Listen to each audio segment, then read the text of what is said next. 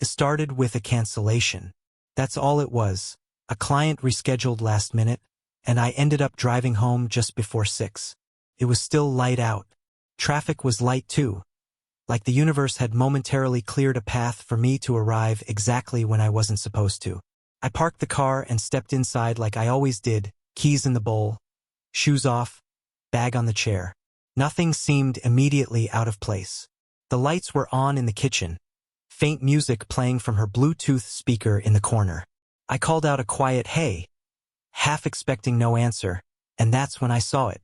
A watch, sitting there on the counter, bold as daylight. Stainless steel with a black dial and intricate hands that ticked like it had something to prove. It definitely wasn't mine. I don't even own anything remotely that fancy. I'm more of a practical Casio on sale kind of guy.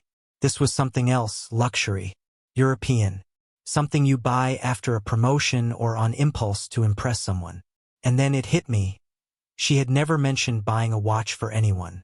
Not for a birthday, not for Christmas, not even a thinking of you gift. I picked it up, turning it over in my hands. The weight of it was deliberate, like it was built for attention. I stood there for a second longer, trying to place it in some kind of context. Nothing fit. Then I noticed the blanket on the couch. Now, let me explain. Emily isn't careless. If something new appears in our home, it usually comes with a story. She loves telling me about the deals she finds, the cute things she adds to the living room for vibe, as she puts it. But this blanket, thick, plush, unfamiliar. Light beige with tiny blue stitching along the edge. It was folded casually over the side of the couch, like someone had been sitting under it just minutes before. The real kicker was the smell. Not food, not candles, not cleaning supplies. It was something darker, muskier, cologne. Strong, foreign, and definitely not mine. I walked around the room slowly, pretending to be casual. I checked the coffee table. Her mug was still warm. There was a half-empty glass of whiskey next to it. She doesn't drink whiskey. I do, but only with ice, and this glass had none. Straight. Whoever had been here either didn't know that or didn't care. I stood there, silent, just listening. Upstairs, I could hear the shower running. Not just running, blasting. Steam poured from the bathroom like a scene from a noir film. And then I heard the water shut off, and her footsteps. She came downstairs still wrapped in a towel, her hair soaked, water dripping down her shoulders. Her eyes landed on me, and she froze. "Mark," she said, voice slightly too high. "You're home early." I didn't answer. I just held up the watch. Her face didn't fall. That was the strange part. She didn't panic. She didn't stammer or trip over her words. No wide eyes, no scramble. She smiled, tight-lipped and fast, then crossed the room and plucked it from my hand like this was normal. "Oh, that," she said. "It's for Tim." I blinked. "Tim?" "Yeah," she replied, already setting the watch back down on the counter. "From work. His birthday's this weekend. I told the team I'd pick it up for him. Totally forgot to leave it in my bag. You know how I am. Tim." I didn't even know if there was a Tim. She could have said any name and I'd have nodded just the same. I wanted to believe her. That's the thing. I wanted so badly for it to make sense. "And the cologne?" I asked, forcing my voice to stay even. She paused, brushing a wet strand of hair from her forehead. "Oh, that's from Carly. She stopped by earlier. She brought these new incense sticks from some holistic shop. Smelled strong, right?" I nodded. "Yeah, different."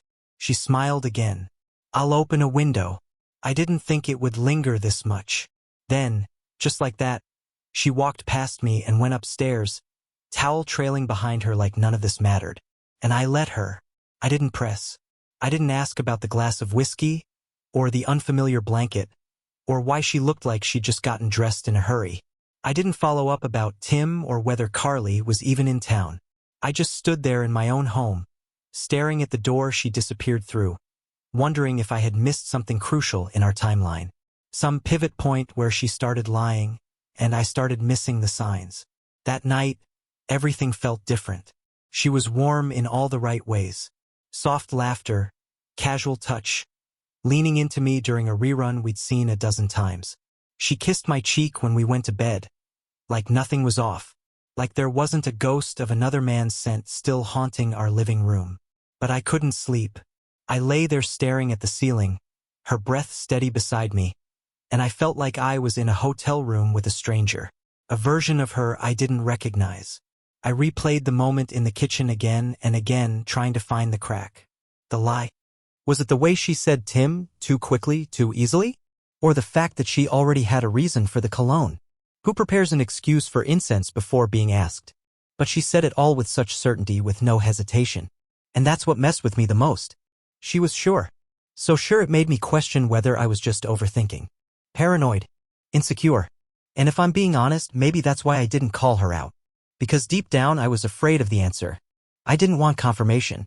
I didn't want her to confess or cry or say the words I was dreading. I wasn't ready for that version of the story yet. I told myself I was tired. That I was being dramatic. That couples go through weird phases and it was probably all nothing. Just coincidences lining up at the worst possible time. That's all. But I also knew something had shifted. The house felt colder. The silence between us thicker. My own thoughts started feeling foreign. And as I lay there, inches from the woman I used to know like my own heartbeat, I felt this crushing thing settle on my chest. Doubt. And doubt, I've come to learn, is like a crack in the windshield. It starts as a hairline fracture, barely visible. But if you don't fix it, don't address it, it spreads. One bump, one wrong turn, and suddenly the whole thing shatters. That night was the first bump. And even though I didn't say anything, I felt it in my bones. Something had begged again. After that night, I stopped asking questions out loud. I didn't explode. Didn't accuse. Didn't give her the satisfaction of drama she could turn against me. Instead, I started watching. Quietly. Carefully. Like a man studying the weather, not because he's trying to change it, but because he needs to know when the storm's going to hit. It started with small things, the kind of details you'd overlook unless you were already suspicious. The first was the phone. Hers was never out of sight anymore. It used to sit face down on the table or on the charger by the bed, untouched for hours. Now it was practically glued to her hand or stuffed into a hoodie pocket. Always face down. Always locked. I noticed the subtle shifts in her behavior too, like how she started taking longer showers. Not just 10 minutes longer. 20. 30. With music playing loud enough to drown out anything. And afterward, she'd come out with that same careful calm, toweling her hair dry like she wasn't trying to wash something off. Then there were the bookmarks. I was on our shared laptop one night, just trying to find a saved recipe. We used to collect them together, plan out meals for the week. But this time, there were tabs for trendy bars I'd never heard her mention. Hotel review pages. Men's cologne, 2 brands I'd never worn. Looking for something, she asked from the hallway, startling me. I slammed the laptop shut instinctively. That's how guilty I felt. No, I said. Just browsing. She gave me a smile that didn't quite reach her eyes. Well, don't order anything crazy. We're trying to save, remember? Right? Save. For a vacation we weren't planning. For a house we weren't buying. For a future that was slipping through my fingers like sand. It wasn't just the laptop. There were other oddities, little misalignments that, at first, felt too vague to mention but too clear to ignore. A towel. That was the next one. A dark blue towel with a small stitched monogram I didn't recognize. Showed up one weekend after she went shopping with her sister. I asked if she picked up something new. She said no. Acted confused. Claimed it must have been a gift from her sister. She gives me stuff all the time, Mark, she said, waving it off. You never notice. But I did notice. I started noticing everything. The way the trash in the bathroom sometimes had more than just tissues and floss. A receipt from a gas station across town where neither of us ever went. The faint outline of a shoe print by the front door, not mine, not hers. Wider, heavier. She said her friend Carly had stopped by again. Twice that week. Brought over food, stayed late. I checked Carly's Instagram that night. She'd posted a story. She wasn't even in the city. Things escalated when I started checking her Google Maps history. I didn't plan to do it. It just happened. One night, she left her iPad on the kitchen counter while she was in the shower. It buzzed. I glanced. Notification from Google Maps, review your recent activity? So I opened it. And suddenly I was looking at places she said she'd never been. A seafood restaurant on the pier. She told me she hated seafood. A wine bar downtown. A hotel. Twice. When I brought it up casually, asked if she wanted to go to that wine bar sometime, she furrowed her brow and said, which one? The one on 5th, I said. Oh, she said, blinking. I don't know that one. but her location history did. That's when something shifted in me. The doubt that had been gnawing at the edges of my brain finally sank its teeth in deep. And this time I didn't shake it off. I leaned into it. She was lying. Maybe not with every word. Maybe not in every moment. But enough. Enough to make me feel like a stranger in my own story. I started keeping track. Notes. ****.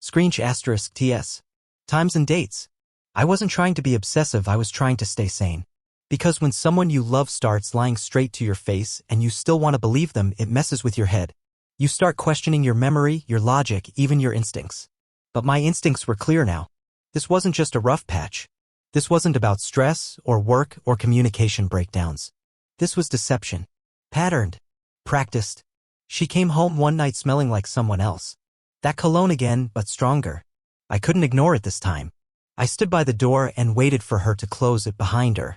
She turned, saw my face, and hesitated. "What's wrong?" she asked. I tilted my head. "You smell different." She laughed, but it was thin, nervous. "Yeah, I was at that new incense shop Carly's obsessed with. The lady sprayed me with something. Didn't even ask." "Ah," I said, nodding. "Always Carly?" "Yup," she said, walking past me. I stood there for a full minute, breathing in the lie, letting it settle. I didn't follow her. I didn't speak again that night. Instead, I went to our bedroom and sat on the edge of the bed, trying to remember the last time I really looked into her eyes. Not just during small talk.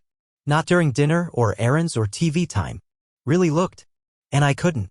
I couldn't remember when her eyes stopped feeling familiar. Later that night, I checked our laundry bin.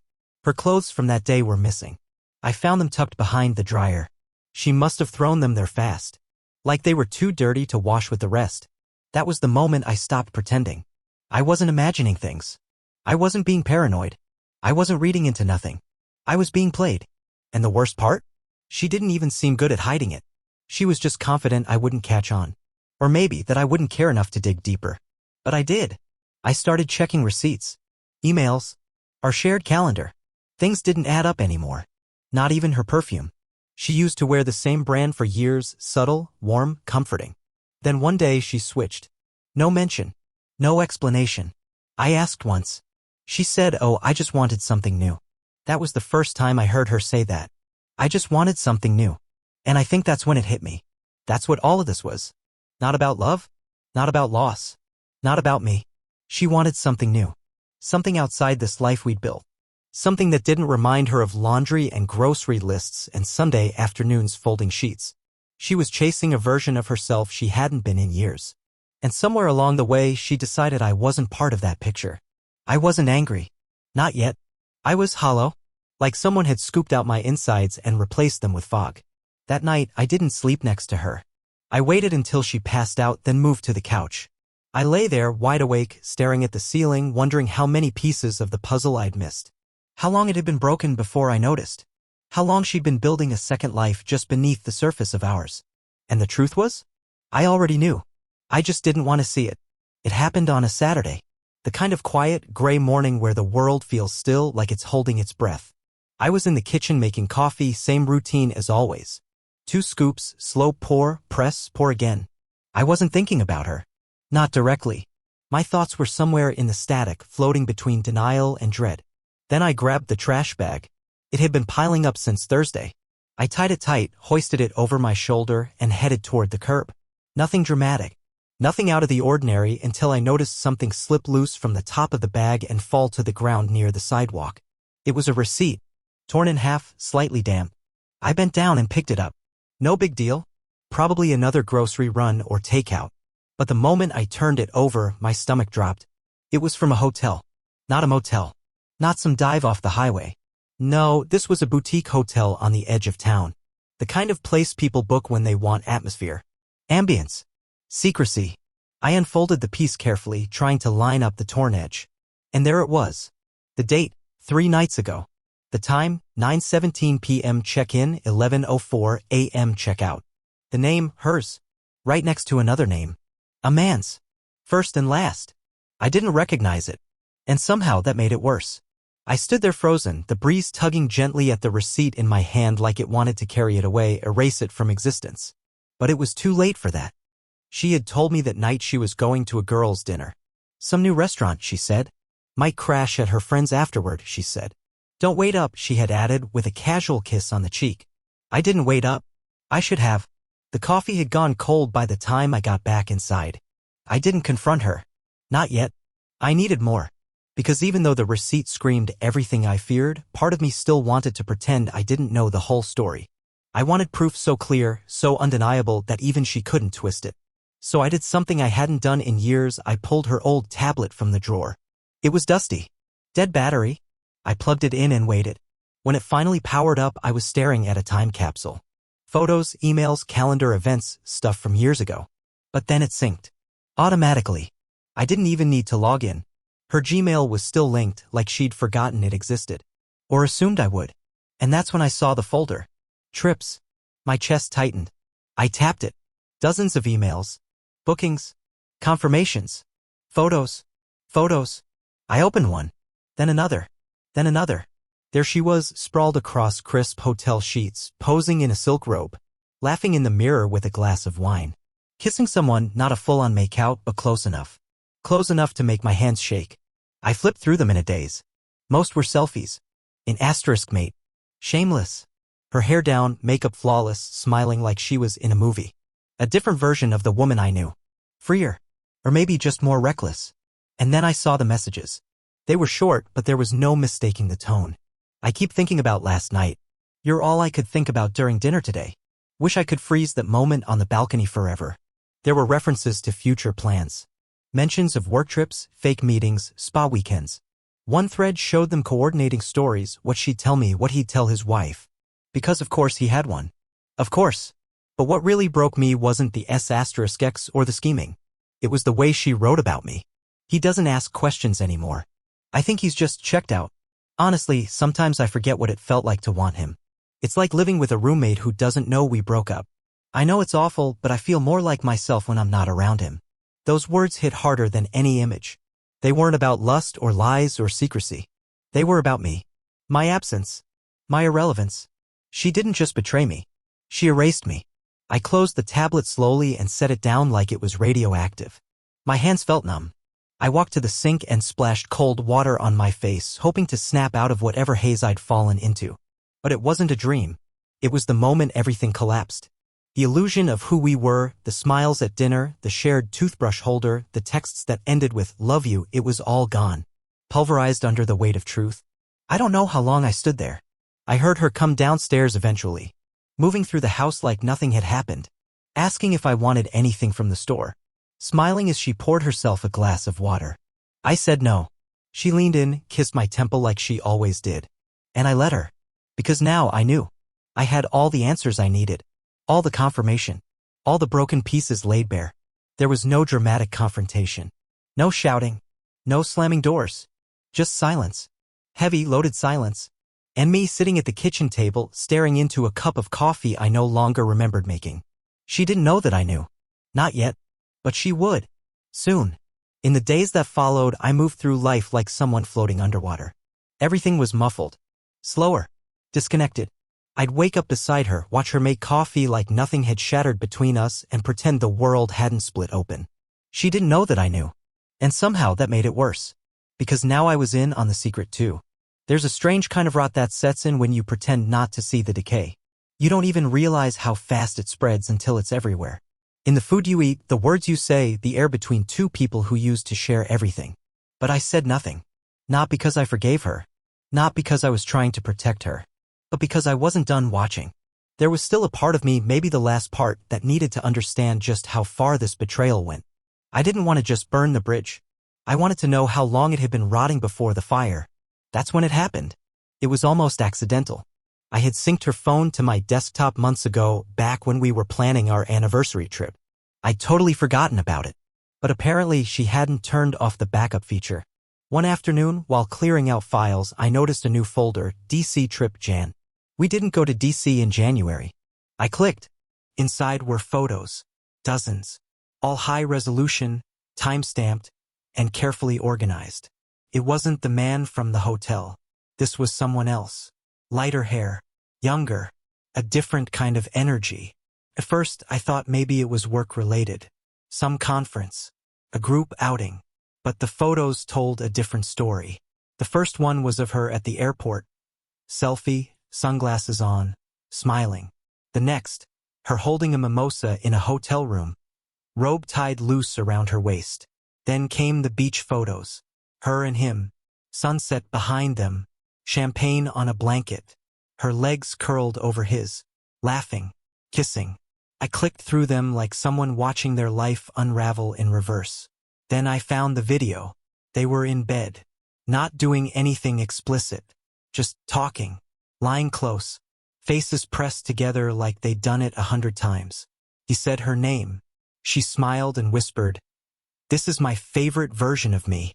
I closed the window. It felt like a punch to the chest. Not because of what I saw, but because of what it meant. This wasn't a one-time lapse of judgment. This wasn't a mistake fueled by lust or frustration. This was a pattern. She had done it before. I stared at the screen, trying to place the timing. That trip had happened a year ago, maybe more. She told me it was a business retreat, a 3-day workshop for her team. Said it was exhausting. I barely slept. She'd laughed back then. It was all meetings and PowerPoints. But that wasn't what happened. She was on a beach, wrapped in another man's arms, drinking champagne and pretending she didn't have a husband waiting at home. That was the second blow. And it didn't come from her lips or her hands. It came from reality. Cold, quiet, undeniable. I leaned back in my chair, eyes burning, and laughed. Just a short, dry sound that felt more like choking. I wasn't even angry, not in the way I expected. I was numb, like my heart had finally stopped trying to keep up. It all made sense now. The deflections, the sudden bursts of affection, the carefully placed excuses. It was all part of a larger story, a double life she'd grown comfortable in. I started retracing everything. That month, she'd come home tanner than I remembered. Said it was just the DC sun, the odd tan lines, the unfamiliar bracelet, the smile that lingered too long. I had chalked it up to stress, to the thrill of something new at work. She had been with someone else, not just physically, emotionally, mentally. She had carved out entire chapters of her life that didn't include me, and had no intention of ever sharing them. I stood up and walked to the bathroom. I looked in the mirror and barely recognized myself. Hollow eyes, stubble, something quiet and dangerous under the surface. I wasn't grieving anymore. I was cataloging. There's a moment right before a fire catches where everything holds still. That was me in that bathroom. Still, but lit from within. She got home late that night. Said she stayed after work for a client happy hour. Hugged me like it was Tuesday. Asked what I wanted for dinner. I told her I wasn't hungry. She didn't press.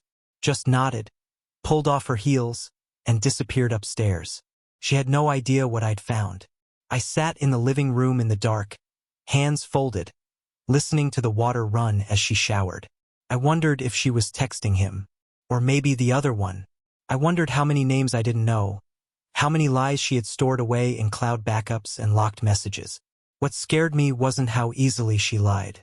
It was how easily I believed her. And then I remembered something from last year, something that hadn't seemed important until now. She had gotten sick. Not seriously, just a bad flu that knocked her out for a few days. I remember sitting next to her on the couch, rubbing her back, making her tea. She'd been quiet, sad even. I asked what was wrong. She'd said, "Nothing, just tired." But now I wondered if she'd said goodbye to someone else that week. If she was mourning another version of herself, the one who got to escape with him, the one who wasn't weighed down by me. The hardest part wasn't that she cheated. It was realizing she didn't love me enough to feel guilty. I slept in the guest room that night. No explanation. Just picked up a pillow and walked out. She didn't ask why. And I think that hurt most of all. It was supposed to be just another birthday party. Our friend Josh was turning 35. Backyard cookout, string lights, folding chairs, cheap wine, the usual crew. We'd gone to events like this 100 times, couples laughing about life, guys talking shop around the grill, women comparing vacation notes and wine labels. I almost didn't want to go. Not because I knew what was coming, just because everything felt performative lately. But Emily insisted. She even dressed up a little more than usual. Light blue dress, hair curled. She took her time in the mirror, then turned to me with that practiced smile. Ready? I nodded, but inside, I was already somewhere else. When we arrived, everything was normal. Laughter, music, smoke from the burgers rolling across the yard. Familiar faces, familiar lies. People greeted us like we were still us. The perfect couple. Stable, reliable, power duo, someone joked. Still going strong, huh? I smiled. That tight, polite kind of smile you give when your mouth is working but your soul is offline. We moved through the night like actors in a script we didn't write. She laughed at the right stories, rested her hand on my arm at the right moments, answered questions about our upcoming trip that she knew would never happen. She was effortless, and I was exhausted. About 2 hours in, someone passed around a bottle of champagne. Cheap but loud, and someone else clinked a spoon against their glass. Speech, they shouted. Speech. It wasn't even a big moment, just a friend being goofy. Josh said a few words, raised his glass, thanked everyone for coming. Light applause, laughter. Then, before I could process what was happening, Emily stepped forward, glass in hand, clearing her throat. I'd like to say something too. There was a pause, a hush. I felt my whole body lock into place. She looked around the yard, slowly, her eyes grazing the crowd like she was preparing to give a TED talk. I stood behind her, maybe 6 feet away, unable to move. I need to be honest, she began. Not just with you all, but with myself. The clink of bottles, a cough somewhere near the back. The air went still. I haven't been living the truth lately, she continued. And for a long time I thought I could just fake it, pretend everything was fine. Pretend I was still the person you all thought I was. My pulse thudded in my ears. She took a sip, then said the words like she was reading off a script she'd practiced for weeks. I had an affair. You could almost hear the collective breath being S**ked from the crowd. A fork clattered to the ground. Someone whispered, "What?" Emily's eyes didn't move. It wasn't planned. It just happened. But I'm not here to ask for forgiveness or sympathy. I'm here because I can't live a lie anymore. I made choices, and I won't pretend they didn't happen. All around me, faces turned toward me. Friends, acquaintances, people I'd known since college.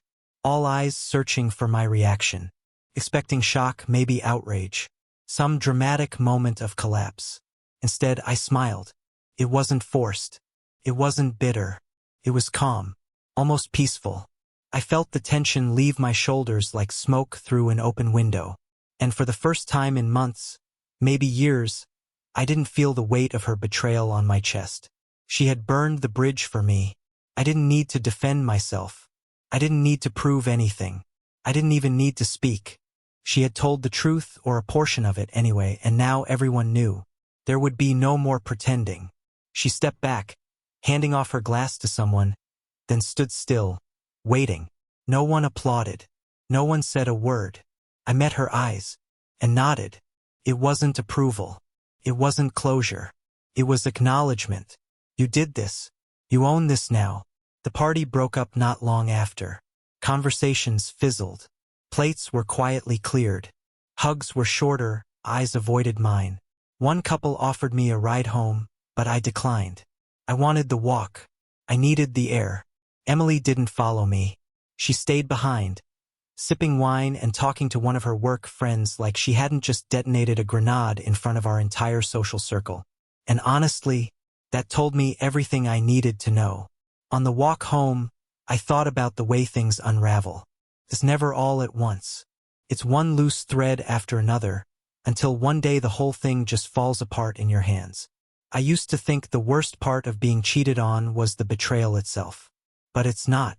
It's the moments after, when you realize they didn't even have the decency to lie well. When you look back at every dinner, every date, every "I love you," and wonder which ones were real, which ones were rehearsed. When I got home, I sat on the porch for a long time, just sat, listening to the neighborhood, the distant hum of traffic, crickets, nothing else. Eventually, I went inside. Her heels were already by the door. She'd beaten me home. She was in the kitchen, barefoot, opening a bottle of water. When she saw me, she paused. "Can we talk?" I walked past her. "No," I said simply. Not in anger, not in cruelty, but in finality. I left her there, standing in the kitchen, wondering what came next. And the truth? Nothing came next. Not between us. The performance was over. A month before everything came crashing down, I'd quietly signed a lease on a small studio across the river. I didn't tell anyone, not even my closest friends. Something in me knew I'd need a place that was mine, a backup plan. Not because I wanted to leave her, but because I knew, deep down, she'd already left me in every way that mattered. When she confessed at the party, I didn't say a word. I just waited. I went home, packed up what I needed, and left without a scene. No dramatic goodbye. No drawn-out argument. I didn't even write a note. The apartment was small. White walls. Bare furniture. But the silence was different there. It wasn't tense. It wasn't fake. It was mine. The first visitor I had was Leah. A friend from years ago, someone I'd lost touch with when Emily and I became us. She showed up with takeout and 2 beers, no questions, just a soft, "I heard." We didn't talk about the details. She didn't ask for gossip. She just sat with me, listened when I was ready, and reminded me what it felt like to be seen without being dissected. For the first time in what felt like forever, I laughed. Not out of spite. Not to mask pain. Just because something was genuinely funny. It was a start. A week later, I got a message through an old account, one she must have forgotten I could still access. It read, "Who's Leah and why was she leaving your place?" No hello. No apology. Just suspicion. I didn't reply. I didn't need to. Instead, I sent her a photo, the receipt from that hotel she visited with the other man. The one with her signature on it. No caption. Just the timestamp and her name in black ink. The next messages came fast. Accusations. Then apologies. Then silence. I left them all unread. In the mornings, I played old records. In the evenings, I walked along the river. The pain dulled. The world started making sense again. And 2 months later, sitting at a cafe across from Leah, coffee between us and a soft breeze coming through the window, I realized I felt alive. Not like a victim. Not like a man rebuilding after collapse. Just myself. And that was enough.